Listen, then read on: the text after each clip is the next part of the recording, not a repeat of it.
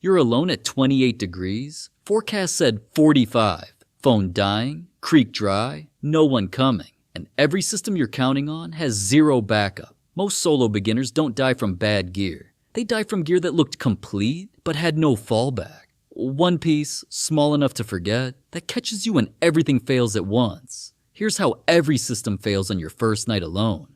And the one piece that keeps you alive, but not the way you might think. You checked the forecast before you left, 45 degrees overnight, mild, you packed light, ultralight tent, sleeping bag rated to 30, squeeze filter, phone for navigation, you pitch the tent above the creek, roll out the bag, set the filter beside your bottle, full signal, half battery, the sun drops, and you crawl in feeling ready. Then the temperature falls, not to 45, but to 28. Frost creeps across the inside of your tent wall as condensation freezes to a sheet. Your sleeping bag was rated to 30, but that number is the floor. The lowest point tested in a lab, not what keeps you warm on a real mountain. You're shivering by midnight. You reach for your water bottle, empty. The creek is dry, gone for weeks. Your phone is dying, the screen dims, the GPS spins. No signal, no map, no one knows where you are. Every system you trusted had one job and everyone had zero fallback. One piece could have caught you tonight,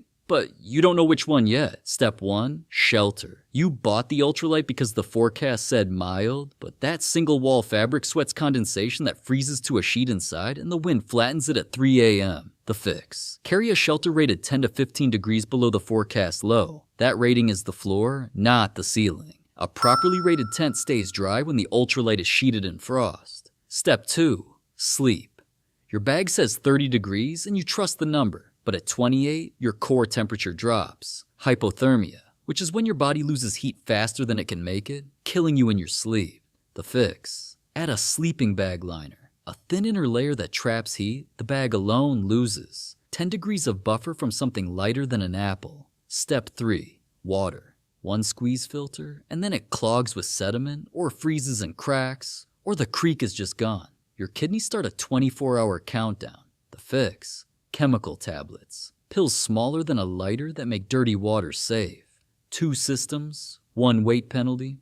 The backup is smaller than your thumb. Step 4, navigation. Your phone is your map, your compass, your lifeline.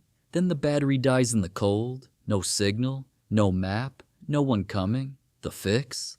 Paper and a compass. They weigh nothing and fail at nothing. Take a bearing, match it to the terrain, find your position. The phone is dead. The paper works. Every piece looked prepared. Each had zero margin. The safety you trusted was the thing that would kill you. Danger wearing the costume of preparedness. One system remains, the one you haven't been told about yet. It's the piece beginners skip because they already have a sleeping bag. Here's the piece you skipped. An emergency bivvy. A waterproof, heat-trapping sack that slides over your sleeping bag like a second skin. It weighs less than a water bottle. Beginners leave it behind because they already have a sleeping bag. But a sleeping bag is one layer. A bivvy is the layer that catches you when that one layer fails.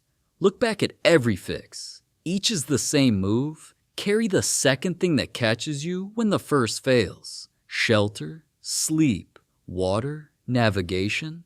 All redundancy, not extra weight, a second net under every tightrope. Now replay that first night. 28 degrees, frost on the walls, creek dry, phone dead. But this time the shelter holds. The liner adds warmth, tablets treat cached water, and the compass leads you out on paper. And if all of that still fails, wind shreds the tent, liner rips, tablets fall down a crack, you crawl into the bivvy. It traps the heat your body makes and keeps the wet out. Dawn comes. You pack up and walk out, alive, intact, alone. Not because your gear was perfect, but because you assumed it would fail and carried the thing that caught it. If you enjoyed this video and want to see more like it, be sure to hit that subscribe button and I'll catch you in the next